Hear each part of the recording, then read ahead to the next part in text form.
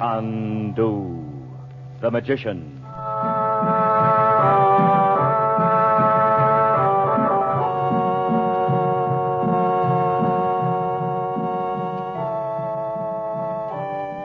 Good evening, ladies and gentlemen. The makers of White King granulated soap present for your enjoyment Chandu, the magician. Before our play begins, we would like to take a moment, and I mean just a brief moment, to say something that will help those who have clothes to wash. Our suggestion is that you use White King granulated soap. Put White King in your washing machine. If your husband happens to do heavy, dirty work, if his overalls and jumpers and work shirts have made you work and washing trouble, you'll not only like what White King does, you'll say, I love that soap. And your hands, the hands you'd like to keep young and lovely, how kind White King will be to them. The only hands you'll ever have. And listen, save White King box tops. You're going to want them for something you're going to hear about on this program. Well, now the moment is up. On with Chandu, the magician.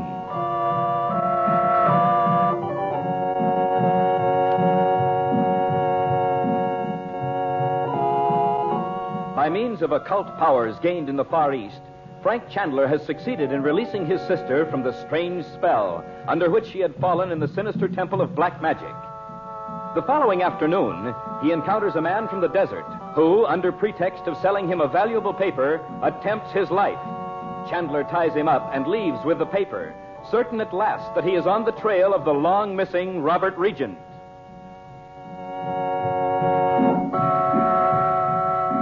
Now, in the early evening, Chandler and Princess Naji have met again in the secret room in the Egyptian pyramid.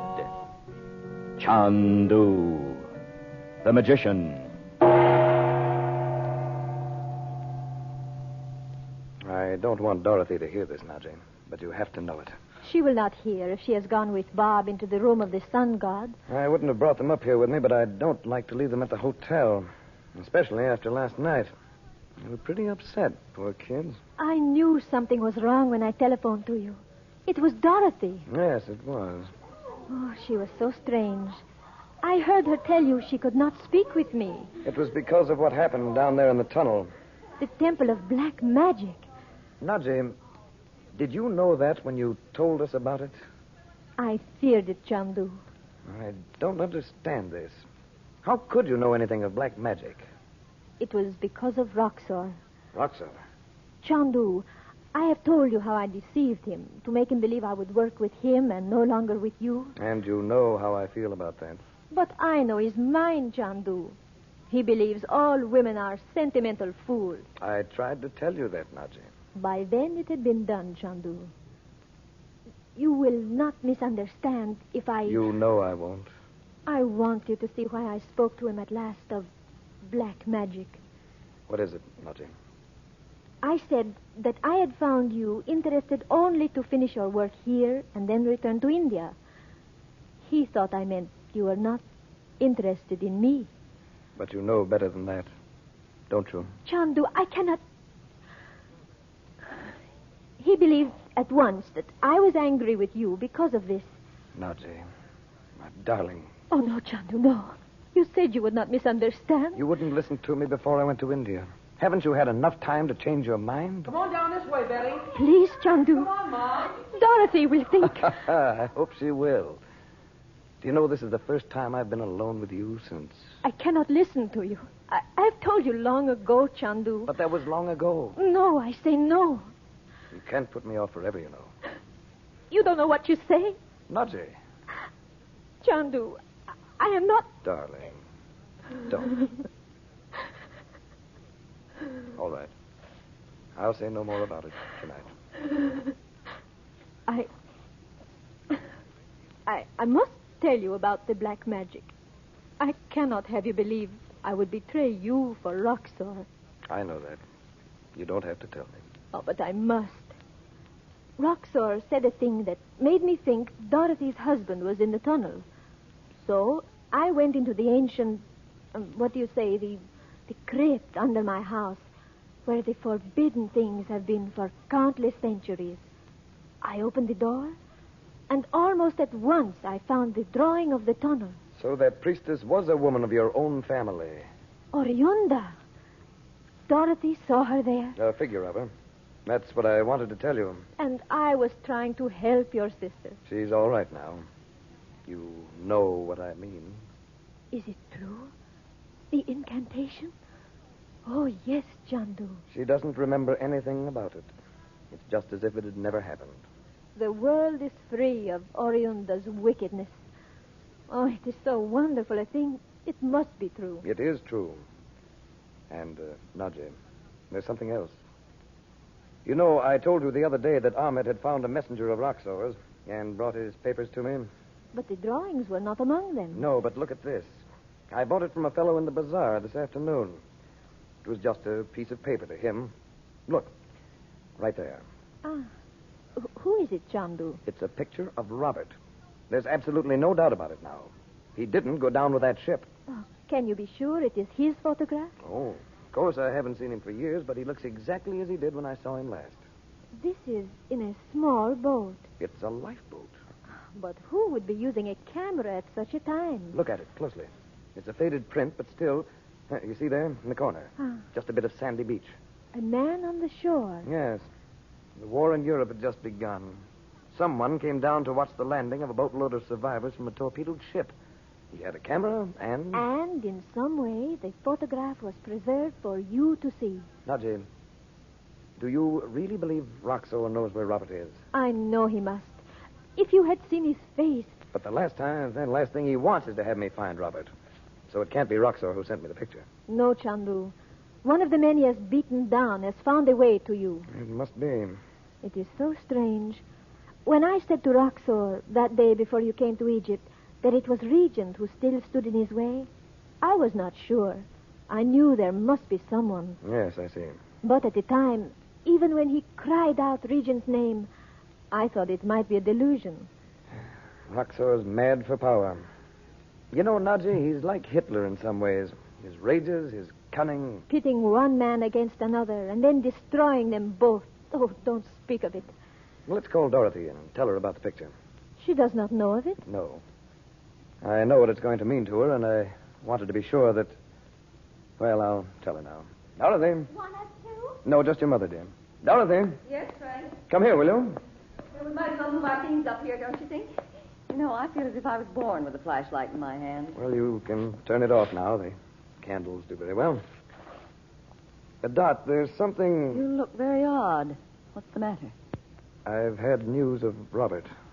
Must be bad news. Well, not entirely. I have definite proof that Robert wasn't drowned on the Athenia. Here, I'll hold a candle so you can see it. Robert. He looks just the same. He hasn't changed at all. It's not a new picture, Dot. What? See how faded it is? Oh. Oh, it's so like him. That little half smile and his hair rumpled with the wind. He hated having his picture taken. I had to talk and talk to get him to have one made for me when we were married. Maybe he had this one made for me, too, to show me he was all right after the ship sank. I hadn't thought of that. But he didn't send it. He wasn't all right. Or where is he now? Chandu does not like to tell you. Then We do not know. And where did the picture come from? The man who was waiting for me in the bazaar this afternoon. But he was only a messenger. First Robert's ring on that storyteller's hand, and now this. Someone must know where he is. Dot, who knew Robert was sailing for home when he went? I don't know, Frank. Some of the other scientists he'd been with, I suppose. That Von Bolden, maybe. I didn't know their names. Von Bowden. Look at that picture, Dot. Is he in it? I've never seen him, Frank. Oh, I remember you told me. But he's our only link with those drawings of Robert's. Who is this man von Bowden, Chandu? All we know is that he's the only man who suspected what Robert's experiments were. And Robert left instructions that the records of them were to be burned so Von Bolden wouldn't get them. He must be one of Roxor's men. What? Yes, it's possible. Well, he could have known Robert was sailing. Suppose at the last moment... Just suppose Robert was pulled out of the water by Von Bowden, or some other agent of Roxor's. But they said Robert wasn't in any of the lifeboats.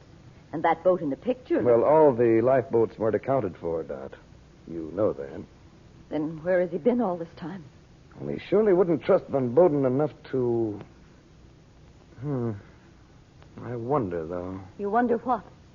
If he'd deliberately go with him to find out whether Van Boden's experiments had succeeded, after all. But 9 years. Yes, I know. Still, that piece of a letter we found sounded as if he'd go to any lengths to dissuade Van Boden. He'd have gone with him. I know Robert. And there's only one reason why he's never come home. He can't. I'm sorry to say I think you've hit it, Dot. And that means Roxor. It must be so. Roxor needs the work of scientists, and he will stop at nothing. We'll have to stop him. We'll begin with... Mother, Uncle Frank, come see what we found. In a few minutes, Betty. No, come on now. Uncle Frank, this will really send you. It's out of this world. They cannot have found... Well, let's go and see. We've done all we can here today anyway. Bob, where are you? It must be right here in the corridor somewhere. Betty! There's no place for them to hide if that's what they're up to. Is that a door across there? No, it looks like it, but it's just a decoration. Oh, but look. There in the corner of it. It's Betty's handkerchief. Wait, it's caught. See? One of the burial rooms. And they had to hit upon the spring that opened it. Then they're inside. Shut in there. Bob! Betty! Can you hear me?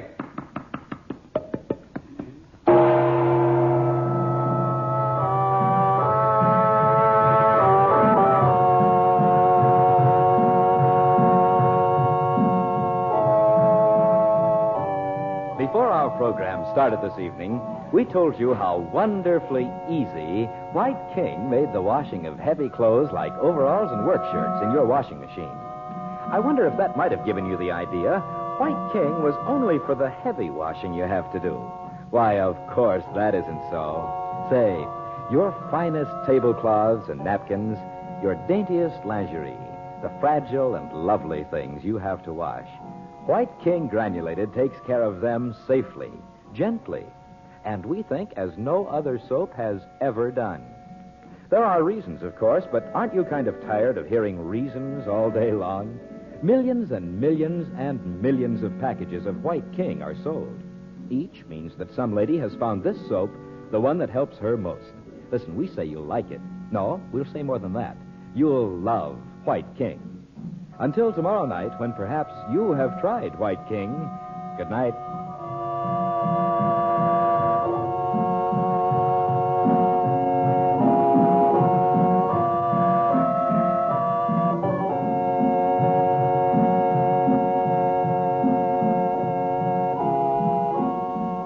Chandu the Magician is written by Vera Oldham.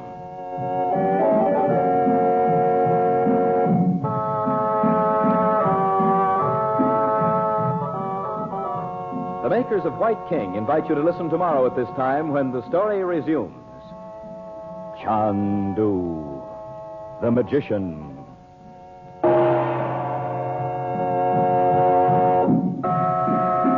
This is the Mutual Don Lee Broadcasting System.